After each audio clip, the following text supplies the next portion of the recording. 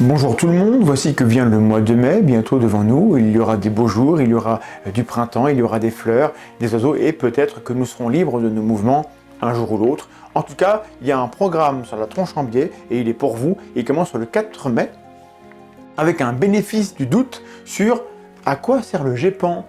Le groupe d'études et d'informations sur les phénomènes aériens non expliqués. Ça existe depuis longtemps, la série OVNI sur Canal+ vous a raconté, de manière romancée, sa création et son histoire dans les débuts.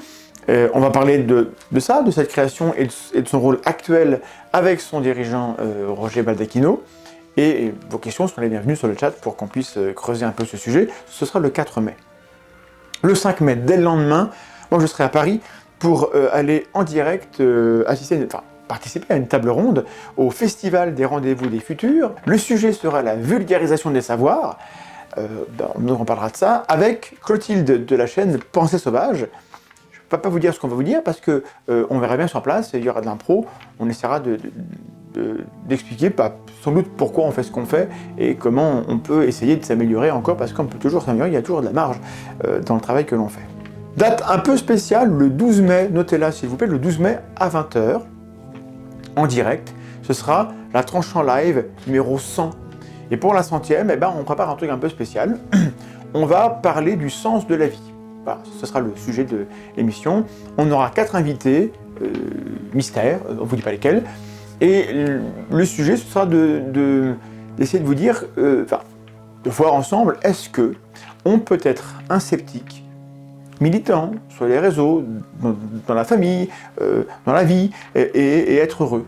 Est-ce que les sceptiques sont condamnés à être des gens tristes, qui passent leur temps à râler, à pas être contents, à pas être constructifs, voilà, un peu le portrait que certains vitupérateurs des réseaux nous font de nous. Est-ce qu'on peut être un sceptique accompli, heureux? Est-ce qu'on peut être zététicien et pas être constamment déçu par l'être humain? Il y a plein de choses positives en fait qui permettent d'être pensé mieux lorsqu'on est sceptique. Finalement, il y a peut-être de la joie et de l'espoir dans cette posture philosophique et métaphysique.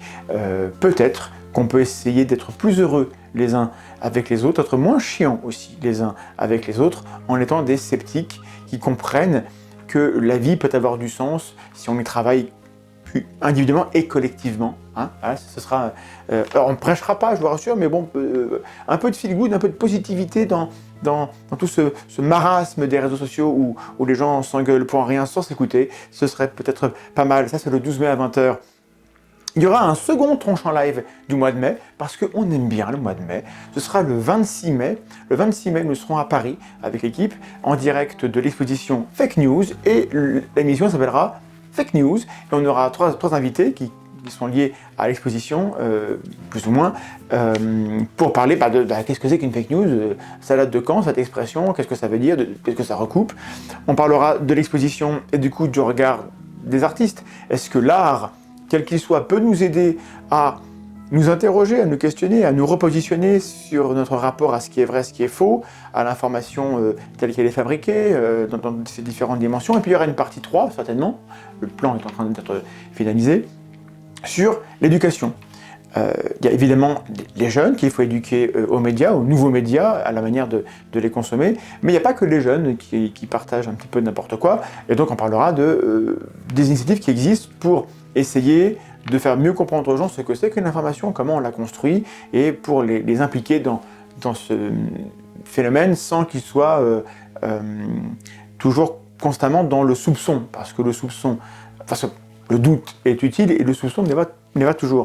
Donc ce sera le 26 mai, Fake News. Dans le courant du mois de mai, je ne sais pas trop quand, on vous diffusera une interview qui sera enregistrée dans quelques jours, fin avril en fait, donc avant le mois de mai. Et ce sera une interview où j'aurai avec moi l'un des plus grands spécialistes mondiaux de Spinoza. Donc on va parler de Spinoza, ce monsieur à la fois scandaleux, hérétique et moderne, alors qu'il est né en 1630 quelque chose. Et le but c'est de voir, est-ce qu'on peut donner envie à des gens qui ne connaissent pas Spinoza d'aller jeter un œil à sa pensée, à ses écrits. Voilà pour le mois de mai. Peut-être qu'il y aura un vlog qui passera dans le courant du mois, mais en gros, voilà le programme tel qu'on vous le prépare aujourd'hui. J'espère que ça vous plaira, que pour ne rien rater, vous allez vous abonner et activer la cloche, que vous allez en parler autour de vous. Il ne faut pas hésiter à partager le travail qu'on fait parce que c'est le même prix. Hein. Donc voilà. Et nous, on a envie d'être utile. Et on est utile à travers vous quand vous partagez nos travaux. Je redis juste un petit mot du 26 mai qui est une date un peu spéciale parce que a priori le 26 mai je vais peut-être, on voit si c'est faisable, enregistrer une conférence TED à Saclay sur le principe de l'urgence. Qu'est-ce qu'on fait lorsqu'il y a des urgences? J'aurai un point de vue là-dessus. Et le 26 mai c'est aussi la date de sortie de mon prochain bouquin qui s'appelle La science des balivernes, où il est question de s'intéresser à comment ça se fait que certaines choses complètement fausses circulent si bien. Pourquoi on partage des idées ou des théories ou des récits un peu farfelus? Il y a bien des raisons. C'est pas sans raison qu'on partage tout ça. Donc ce livre explore un peu ça et notamment s'intéresse à des histoires à des pages de l'histoire des sciences. Et il y a même tout un ensemble de pages sur l'affaire Chloroquine et Raoult. Et je ne vous cache pas que le service juridique de l'éditeur était un peu inquiet, hein. Mais on a maintenu les phrases quand même, donc on verra bien ce qui se passe. On va pas être inquiet avant que les gens portent plainte, on verra bien. Voilà, c'était le programme du mois de mai sur la tronche en biais. Voilà, ben, si vous voulez d'autres choses, si vous voulez qu'on fasse mieux, demandez-nous, proposez-nous des noms. Voilà, mais gentiment, soyons gentils les uns avec les autres, c'est ça qui peut donner du sens à notre vie. Bisous.